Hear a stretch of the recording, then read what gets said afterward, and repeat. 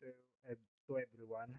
So for this video lecture on 150, we will start a new chapter. So we are going to talk all about the ship production. So first on the ship production, let's discuss the different breeds of ships.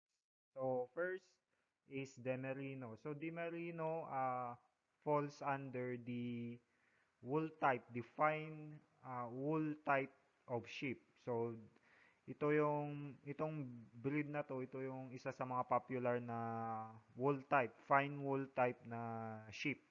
So the Merino breed originated in Spain over 1,200 years ago. So talagang old breed na to. Then since being brought to the United States, breeders from different regions have developed varieties of merinos that best suited their respective environment. So, itong merino na to, it was originated in Spain, pero doon sa US, dito sila nag-develop ng iba't ibang varieties. So, itong merino, marami itong varieties which adapted to the conditions, to the local conditions on the different places or areas doon sa United States. So, one of these is yung Delaine Merino, which is a breed primarily used in more arid climates since they can thrive under harsh condition and with little feed. So, itong Delaine Merino na to, ito yung pwede dito sa Philippines since um, Delaine Merinos are primarily adapted to mga arid climates. Then itong Merino, they are moderate to small size and have few health or lambing problems. So those are their advantage. So this breed also provides producers an excellent opportunity for crossbreeding if you are looking to improve wool quality. Then, since fleece characteristics are highly heritable, merino crossbreds will add staple length and clean fleece yield to crossbred offspring. Kasi, uh, when it comes to crossbreeding, you are taking advantage of the hybrid vigor or yung heterosis na tinatawag, which means na yung uh, magandang karakteristik ng merino at saka yung crossbreeding niya or yung partner niya sa crossbreeding um, mas mas maganda pa. So parang mas maganda pa yung quality ng wool ng i na mapoproduce ng mga anak nila. So yun. Then another fine wool breed of sheep is yung Rambouillet na tinatawag. So this is a derivative of the Merino breed. So the Rambouillet is one of the most commonly raised sheep in western United States. So they have fewer skin folds compared to the Merino, which is advantageous as this reduces yung skin and external parasites problem. At yung Rambouillet also have excellent wool quality. So itong Merino at Rambouillet, ito yung mga fine wool talaga. Talagang magaganda yung naproproduce na wool ng mga ito. So hindi ito masyadong popular dito sa Pilipinas. So these sheep are very agile and have ideal flocking behavior, allowing for better management in rugged mountain terrain. So yun yung isang characteristic almost ng mga sheep natin is that they have flocking behavior. So wala yung nagsosolo or wala yung nag-iisa pag nagre-graze sila, kumakain, talagang nagsama-sama.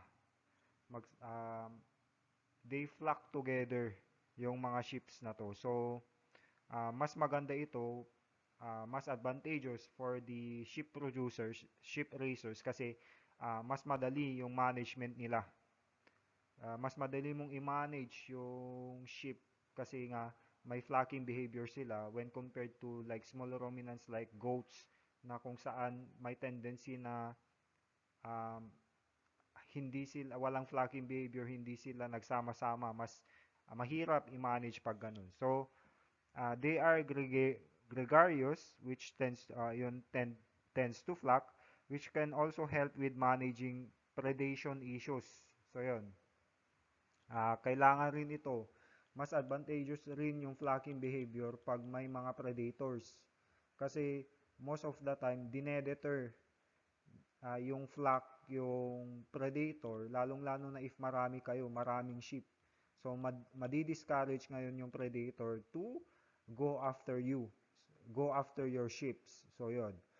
And then you will find Rambouillet genetics in many composite breeds in the industry today. So, marami daw yung gumagamit ng Rambouillet as a crossbreed in crossbreeding programs and other breeding systems or mating systems. Then we also have what we call as a Dorper. The Dorper is also a popular breed of sheep. So a Dorper is a meat-type breed of sheep. So it is unique in that it has desirable growth and carcass traits while still being suitable for the Southwest. Yung Southwest, this is implying to the United States. So they also exhibit excellent reproductive performance and can be bred year-round. So yun, pwede. Year-round yung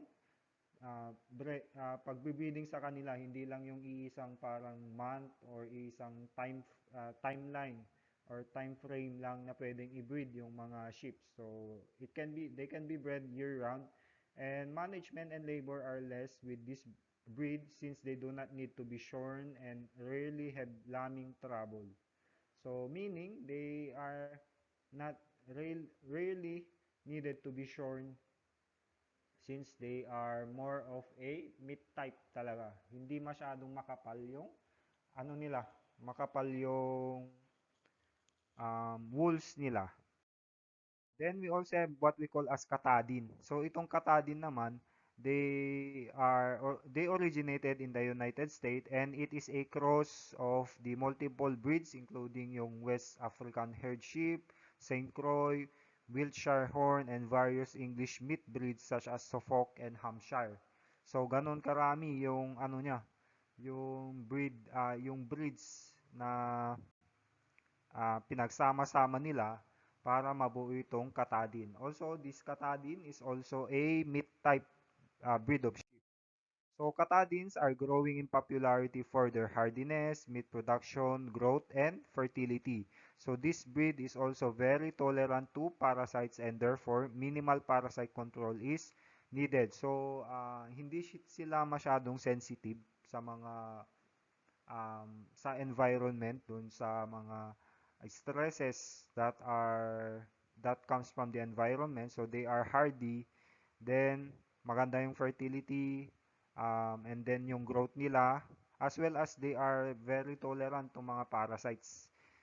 So meaning mas mababa or mas madali na for the sheep raiser to manage their parasite, yung pagkontrol ng parasites sa kanila, since yun nga hindi sila susceptible doon sa parasites. Tolerant sila. Then we also have another breed of meat type sheep. We have yung Saint Croix na tinatawag.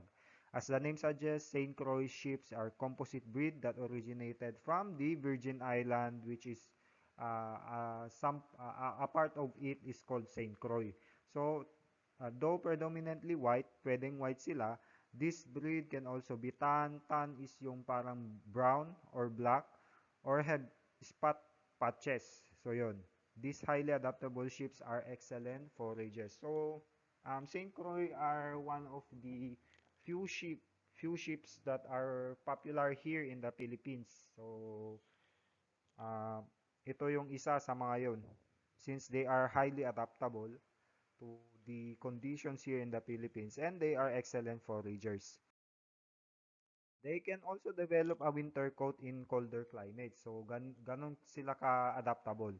They are highly fertile, so talagang mga um, talagang pag-breeding, higher yung chances na magiging pregnant sila.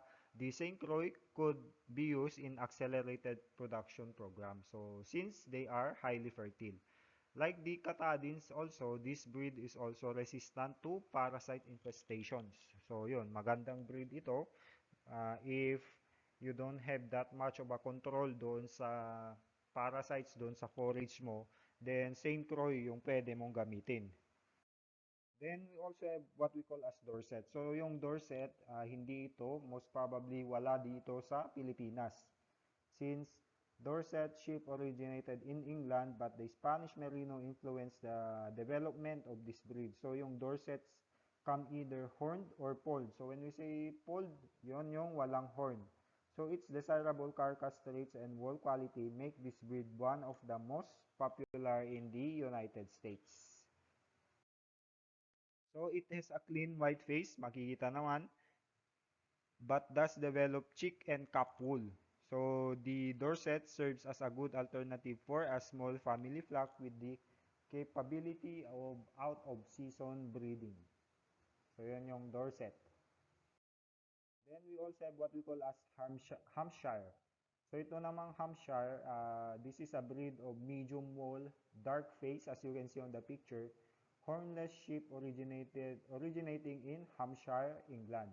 So it is a large and blacky and as a superior mutton breed, it is noted for its early maturity. So yan yung isang characteristic ng Hampshire. Black face siya, then early maturing. So magandang breed ito. And this is also a meat type breed na tinatawag. Maganda yung meat quality or yung mutton niya. Then the wool of Hampshire fleece is strong, of medium fineness and length, and desirable for manufacturing purposes, except for the occurrence of black fibers in a small percentage of fleeces. Since um, yun yung parang disadvantage ng Hampshire, merong hindi kasi desirable. Undesirable yung pagkakaroon ng ibang kulay ng wool except for white. So if may mga black fibers um, doon sa wool, it can decrease yung quality it can decrease yung quality ng ating wool. So yun yung isang disadvantage ng Hampshire. And then we also have what we call as Suffolk. So parang magkapareho lang sila ng Hampshire. So yung Suffolk natin, it is a breed of medium wool, dark face rin, hornless sheep, developed in England during the years 1800 to 1850 by mating Norfolk horned ewes with yung Southdown Ramsdown. So yun yung pag minate mo itong dalawa, ito yung kalalabasan niya. Ito yung lumabas, Suffolk. So Suffolks are prolific. So when we say prolific, marami silang, more than one yung ipinapanganak na lamb. So most probably yung ipapanganak is mga twins, ganun. So just like Hampshire, they are also early maturing. So they also have excellent meat quality. So yung mutton nila talagang maganda. Maganda yung quality. So yun. So meaning this breed is also a meat type breed, yung Suffolk. Then they are energetic and the whole carriage is alert, showing stamina and quality. So the breed is not desirable for wool production. So yun. And then the fleeces are short in staple and light in weight and they have black fibers. Kaya hindi ito desirable for wool production. Kasi nga, yun, yung fleeces nila, yung hair nila, masyadong short uh, para gamitin as materials for clothing, mga ganon, masyadong short. And then, lightweight rin, and then, it also had, just like yung Hampshire, it also had itong black fiber na tinatawag, which is, um, yun nga, pinapababa yung wool quality niya. So with that, yun yung mga different breeds. Yun yung mga popular breeds of sheep that can also be some of those can live here in the Philippines. Pero yun nga, um, when it comes to the other industries, yung sheep industry natin, medyo lagging behind, medyo hindi ganun ka-develop, hindi ganun ka-establish. Kasi nga hindi masyadong popular yung sheep dito sa Pilipinas. So hindi ito popular when it comes to the wool. Hindi ito popular when it comes to its meat. So, yun. Kaya medyo hindi pa establish yung sheep natin, yung sheep industry natin dito sa Pilipinas. But with that, let's go naman doon sa breeding ng mga sheep natin. Specifically doon sa selection. So, I will not talk about na yung breeding, yung mating system since I've been talking about this uh, sa mga ibang chapters like doon sa goat, doon sa buffalo, or sa carabao, or even doon sa mga ibang subjects ninyo which is on sa 140. I've been talking about yung mating systems, even doon sa 161 I've talked about the mating system. So pare-pareho lang naman yung mating systems ng mga different animals.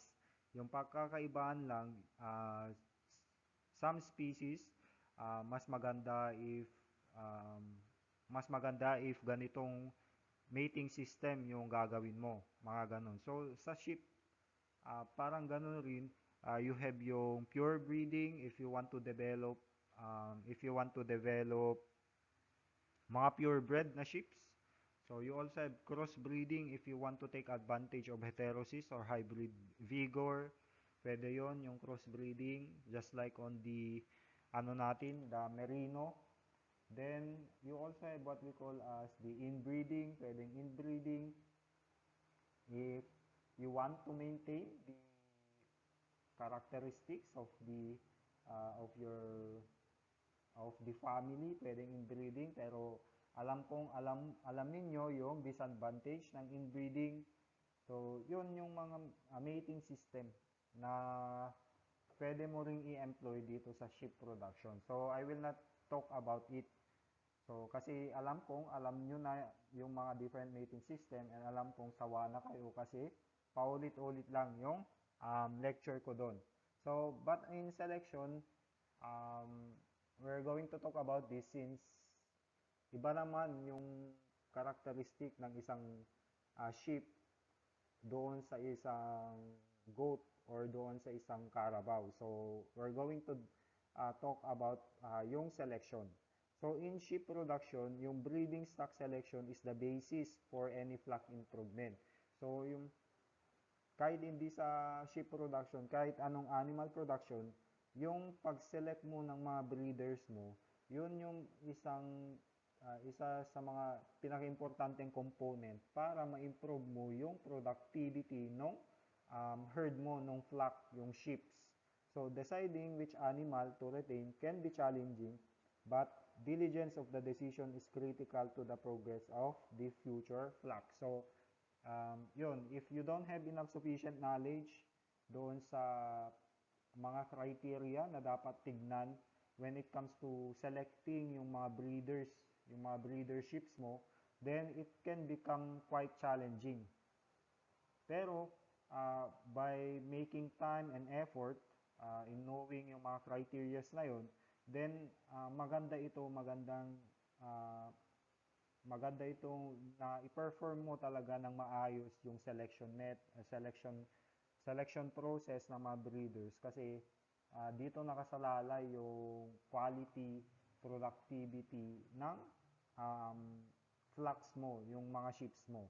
So, when the chosen animals are mated, the mating will influence future generations and the rate and quality of the genetic improvements. Kaya, mahalaga talaga na yung isa-select mong mga breeders, they are of high quality.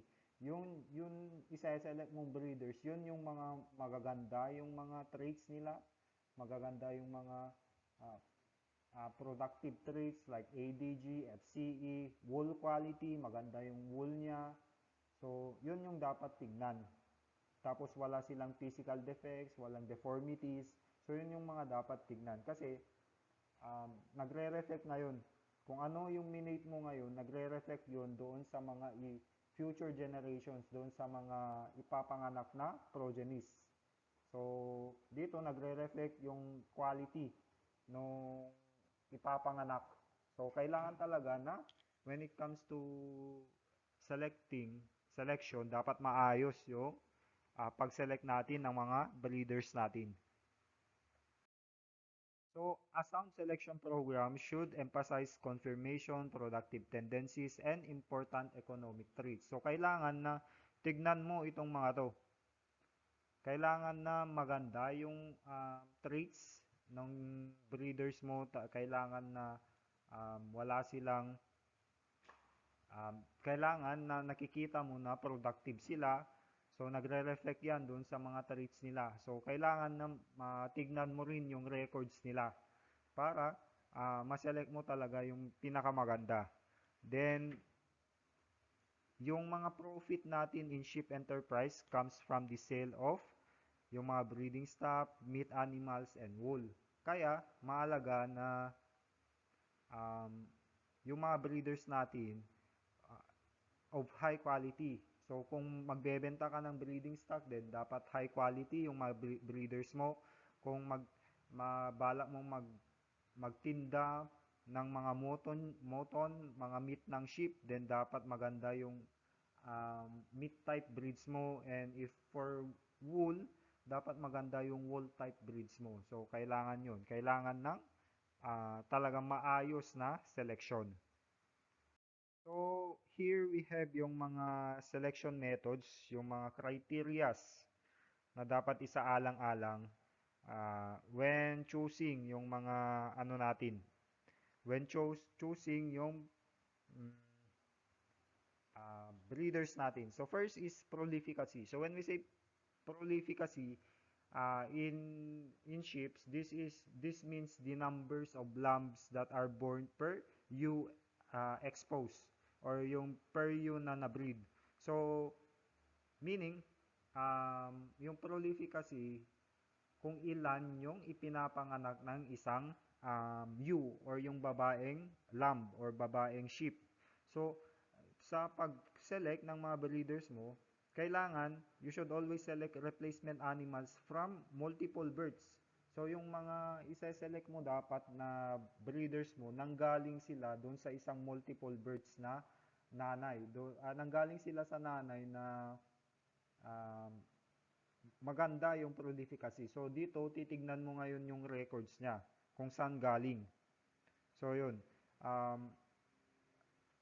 If nakita mo na yung pinipili mong replacement animal or yung breeding animal mo comes from multiple birds, yun yung parang may twin siya or triplet sila, and from ewes with good mothering qualities, then yun na yung pipiliin mo.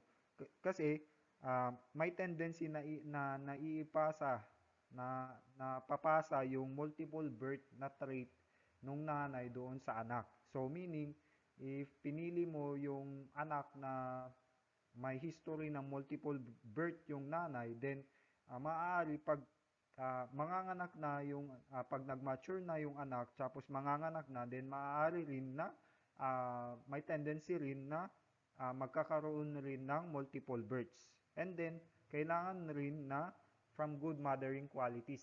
So, kailangan na yung talagang maalaga yung nanay, yung hindi dinedenay ng milk yung anak. So, ganon yung good mothering qualities. So, you can greatly increase yung profitability of your flock by selecting yung mga multiple births na tinatawag. So, yun. So, yun yung first na criteria, yung if it is prolific. So, if possible, kailangan talaga na yung pipiliin mo comes from mothers that have history of multiple births. So, yun. Then another one is yung growth efficiency niya. So, this term refers to the ability to make rapid and efficient weight gain. So, yun. Kailangan na maganda yung weight gain niya, yung average daily gain niya. So, you should select yung mga rapid gaining animals, yung rapid gaining sheep that meet your standards. So, your goal should be to have your lambs weighing 18 to 22 kilograms at 6 to 8 weeks of age. So, yun yung goal dapat. So, kailangan na maganda yung average daily gain ng mga sheep na pipiliin natin. So, kasi if your goal is 18 to 22 kilograms at 6 to 8 weeks of age, kailangan na yung mga nanay or yung tatay, maganda yung ADG, yung average daily gain. Then, select breeding animals that have the ability to produce such efficiency. So, dito, titignan mo ulit yung mga records ng pipiliin mong sheep, then makikita mo doon kung maganda yung records, kung okay yung records, nakita mo na uh, 7 weeks old, nasa mga ano na siya, nasa mga 21 or 20 kilograms na yung animal, then maganda na yun. Kaya piliin mo. Then for the conformation naman, good conformation is essential for sheep to achieve maximum efficiency as meat animals. So the essentials of good sheep conformation are adequate amounts of muscling through the loin and rump. So this area of the carcass yields the highest price cuts of lamb. So when we say conformation, ito yung parang overall na itsura nung katawan ng sheep. So, yun yung conformation. So, kailangan na yung pag maganda yung conformation, dapat maraming muscles or may adequate muscling doon sa loin and rump. Yung loin and rump dito matatagpuan ito doon sa likod ng sheep, doon sa hind, uh, doon sa um, parang taas ng hind leg. So, yun. Yun yung loin and rump na tinatawag. So, dapat may adequate muscling doon. So, bakit nga ba dapat may adequate muscling or may maganda yung muscles doon sa loin and rump? Kasi, yung area na yun, yung loin and rump, ito yung mahal or expensive na part ng or cut ng sheep meat or mutton doon sa market. So, kailangan na maganda yung quality ng mga loin and rump mo. So, you can easily detect it sa physical appearance naman. Makikita mo naman kung maganda yung muscling doon sa loin and rump. So, visual observation yung kailangan mo to determine if yung conformation nga ba nung animal is maganda. So, a sheep with good conformation should also have the following. So, a wider straight top. So, wide yung, if you view it on a parang bird's eye view, dapat wide at saka straight yung top ng sheep. Then, smooth shoulders dapat.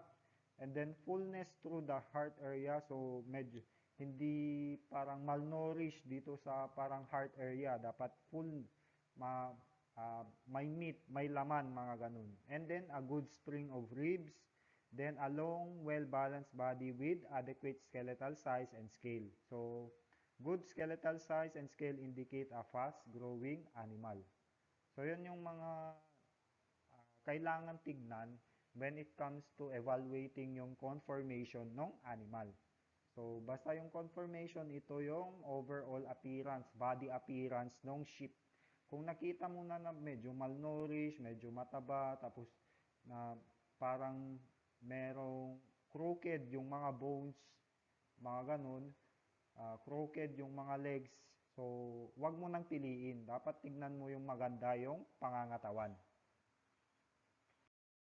Another criteria that you should look into is yung soundness ng animal. So when we say soundness, it is more of like healthy ba yung animal mo structurally or reproductively. Dapat healthy or sound yung animal. Uh, Kailangan ito para maging productive yung flock mo for many years. Kailangan na yung mga breeders mo, yung mga replacement animals, replacement sheeps mo, dapat they are structurally and reproductively sound. So, they must also move freely and be able to cover the pasture for both nutritional and breeding purposes. So, kailangan talaga na active yung titignan mo, then healthy yung appearance. So, yun yung soundness na tinatawag. So, both structurally, meaning, dapat na walang deformities yung animal.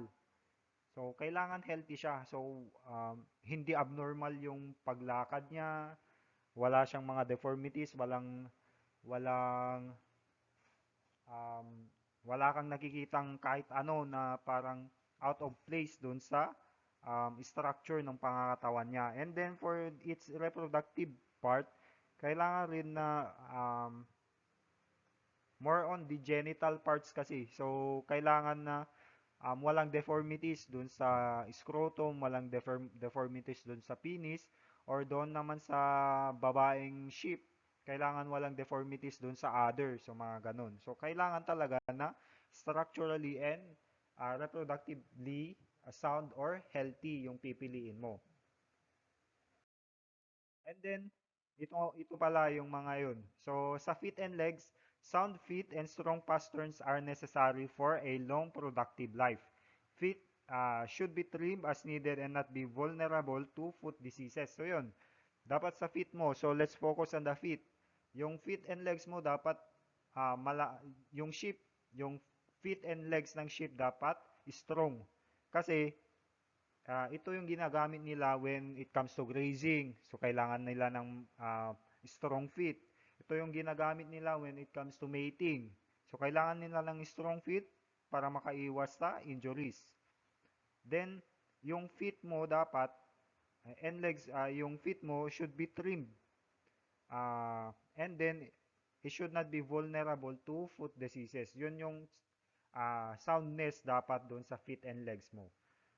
Then for the mouth naman, mature sheep should have 8 incisors. So kailangan na yung mature sheep, mga 8 months old, meron na siyang 8 na incisors that are located on the lower jaw. So when grazing, the sheep tears the grass off quickly by jerking its head as it holds the grass between the lower incisors and the upper dental pad. So in a correct mouth, both the top and the bottom jaws are aligned so the incisor teeth are flush with the pad on the upper jaw. So, kailangan ganun. Dapat yung top and bottom jaws nung sheep mo are aligned with each other. Para yung incisor teeth mo are flush with the pad on the upper jaw para ma-hold at ma-tear niya ng maayos yung grass na kinakain niya. So, you should avoid yung mga animals with undershot jaws na tinatawag. Undershot jaws or parrot mouths na tinatawag. So, itong undershot jaws or parrot mouths, this is where the lower jaw is too short and the incisors are posterior to the pad. So, mas nasa harap yung mga incisors mo. So, hindi sila aligned. Yung jaws sa top and bottom, hindi sila aligned. Kaya, parang nagiging parrot. Yung beak ng parrot, di ba, mas nasa harap yung upper jaw niya compared dun sa lower jaw. So, yun. And those with overshot jaws naman, wag mo rin piliin yung mga monkey mouths na tinatawag wherein the lower jaw is too long and the incisors are anterior to the pad. So, yun naman lower jaw mo yung mas mahaba kaysa dun sa upper jaw mo. So, hindi sila aligned. So, observe this visually. Then, if may nakita kang mayroong undershot jaws or overshot jaws, then wag mo nang piliin. Then, for the udder naman, the size of the udder depends on the age and the stage of lactation of the ewe. So the udder of a sheep consists of two separate halves with a single gland in each half. So used with hard, lumpy, or pendulous udders should not be considered for breeding purposes na. So yun, tingnan mo doon sa udder niya, pag finil mo na medyo matigas na, then parang lumpy or merong parang hindi yun parang buo na round or merong parang mga lumps na nafi-feel mo. Tapos pendulous, parang hanging yung udder niya, hindi na dapat i-consider for breeding purposes. Most probably kasi matanda na yung sheep na ganito yung udder. So marami nang pinagdaanan ng mga pregnancies kaya nagiging pendulous na yung udder. Then, for the back naman natin, or the ram natin, yung testicle size niya, yung normal scrotal circumference for lambs is 33 and above centimeters. So, yun, yung sa lambs natin. So, dapat yung circumference ng testicle niya, 33 centimeters and above. For the yearlings and adults, nata 36 centimeters.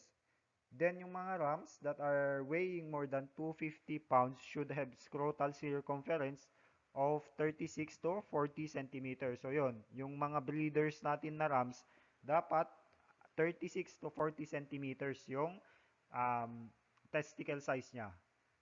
So a male with a measurement significantly smaller than the standard may be a late maturing individual or may have low fertility. So, yun.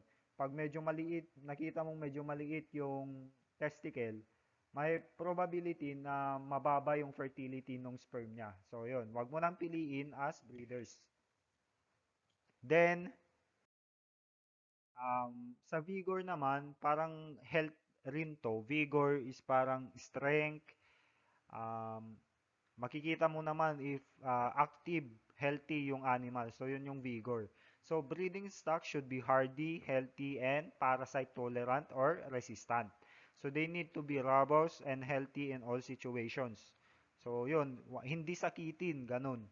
So, breeding stocks that does not maintain vigor and is vulnerable to disease, gastrointestinal infestation, or external parasites will require extra medical and medicinal attention, which can be costly and provide traits that are passed on to future generations. So yun, it is an added cost pag hindi healthy, hindi resistant sa mga diseases yung pipiliin mong breeder. So kailangan maganda yung vigor. And then lastly is sa wool naman.